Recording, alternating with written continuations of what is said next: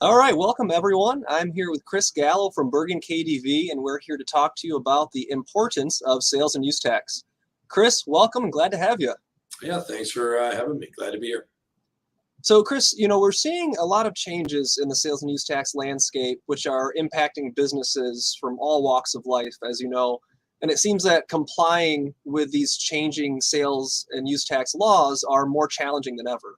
So can you share from your perspective some of the trends that you're seeing across sales and use tax that firms and businesses alike should look out for?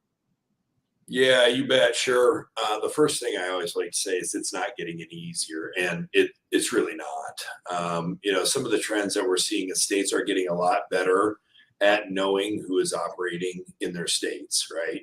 It used to be that one side of the Department of Revenue didn't know the other side of the Department of Revenue. States didn't talk to each other. Audits were uncommon. All of these things were fairly common. Now that's all changing. Audits are picking up. States are asking more questions. States are sharing information on who's doing business where. That was, like I said, uncommon, but now it's creating a lot more anxiety for businesses that were operating in states that weren't necessarily paying attention to how they were operating in the states.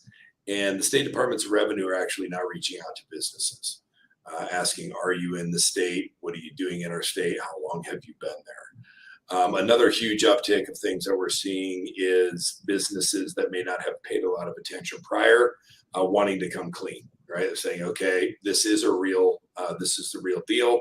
Wayfair is not going away. Now what do we do? Private equity, business acquisition, M&A, a lot around that, right? Again, cleaning up what prior mishaps may have happened and just making sure that you really are in good standing with the states that you're operating in. So a lot of changes occurring and opportunities for businesses to hopefully be ahead of the curve in some of these enforcement trends that we're seeing. As you see firms taking a role in sales and use tax to support their business clients, why do you think firms should be proactive in their approach to working with their clients in sales and use tax? Yeah, it's similar to the last answer. You can't avoid it anymore. This isn't going away. There's no turning a blind eye to this. It's coming up in annual audits, right? Not just from a state and local perspective. CPA firms can't just hope that it goes away or kind of ignore that states may or may not be doing business or businesses in those states. Income tax is coming up now. So the market-based sales is playing a huge role in income tax now. So I think really that's probably the next shoe to drop, if you will. So you got state and local from a sales tax perspective, a B&O tax perspective, gross receipts, now income, you got franchise. All of these things are continue to grow.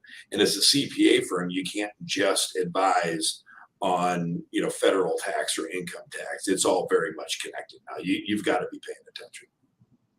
That's key, and I talked to a lot of firms about the importance of a holistic approach and being able to touch on all those different tax categories. As you work with small businesses and large businesses alike in the area of sales and use tax, what are some of the common obstacles or challenges that you faced as a firm at Bergan and working with some of your clients in the sales and use tax arena? Sure. Some of the common obstacles really are around the complexity that businesses find themselves in, right? So selling across the nation, really across the globe, creates so many more, like I said, complexities pursuant to where they are located, right? Where they may have inventory, where they may be setting a physical product before they sell it. Obviously, the complexity that COVID had created in having employees in new states, right? Remote employees creating the responsibility to, collect, remit, and file in all of these new states. Those are just a couple or a few of the nuances that you see in business just today. Mm-hmm. Mm-hmm. And those nuances are only getting crazier and more complex and more challenging. So it's important, of course, for firms to step in, as you know. Absolutely.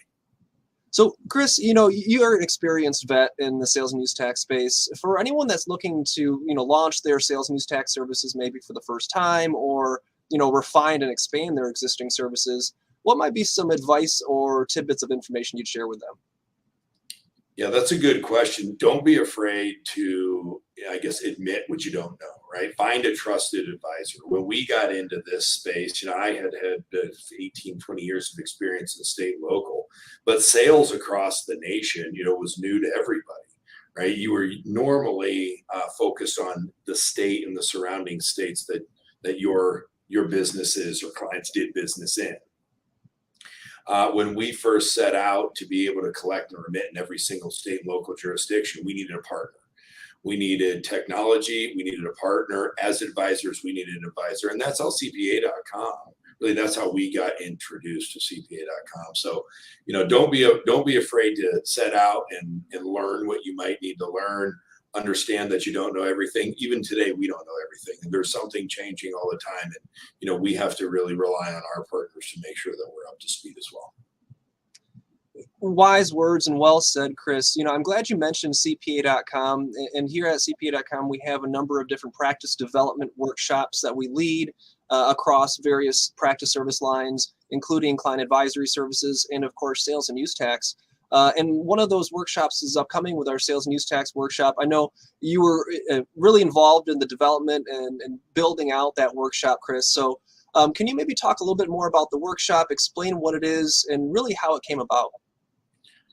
Well, sure. Yeah, the workshop came about out of the need, right, from Wayfair happening. And, my history or my career began in federal government on Capitol Hill. And so I said, I know that government is going to get their money. And so we were kind of one of the leading firms that was ready for Wayfair to hit when it did. Because of that, and through the advisory of CPA.com and allowing us to be ready, right, with the technology and the practices and processes, they said, well, how did you do that? What if we wrote all of this down and then taught other firms how to do it? I said, great idea. Let's go ahead and do that. And so we've been, actively teaching other firms, how to stand up a state and local practice from the beginning, what you should focus on, how not to try to conquer the entire world all at once, right? Don't eat the elephant all at once, but in one bite at a time. And to be honest with you, a lot of the advisory that comes from me is do what you can. Don't try to do everything if you can't.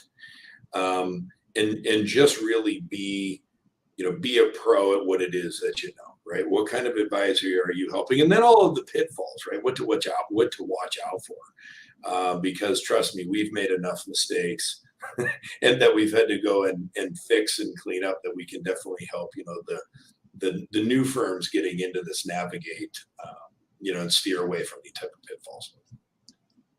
Great points, Chris. And, sometimes the learning from other folks' mistakes is the best way to learn. And I think that's, the heart of some of these workshop discussions that we have, and that transparency and coming to the table and saying, I tried this, it didn't work out. Maybe you should try something different. So that's great to hear. I have one final question for you as you think about those that might want to attend the workshop. Do you have any memorable moments or workshop experiences which really you can think back and say, hey, I remember when this firm who attended the workshop talked about their experience in the sales and use tax space, and what was that experience and what benefit did the firm get? Yeah, there's numerous memories that I have. The in-person memories, honestly, meeting all the new people throughout the country. True story, I was texting who I consider a friend of mine now, a firm out of Buffalo, because of the Buffalo Bills game last night. And so you make a lot of acquaintances. I still advise firms that join a workshop and they're like, hey, how about this? And it's like, sure, ongoing relationships for years, where I'm happy to always answer, questions that may come about on how to do things. So it's not just the setting, whether it be remote, whether it be on site, whether it be that immediate, consultation and classwork, but the ongoing relationships and network of people that really do get created coming out of this. Great to have you, Chris. It's always a pleasure hearing from you and hearing your insights. Looking forward to continued work with you and Bergan, and best of luck, and we look forward to seeing you all at the next CPA.com Sales and Use Tax Workshop. Thank you.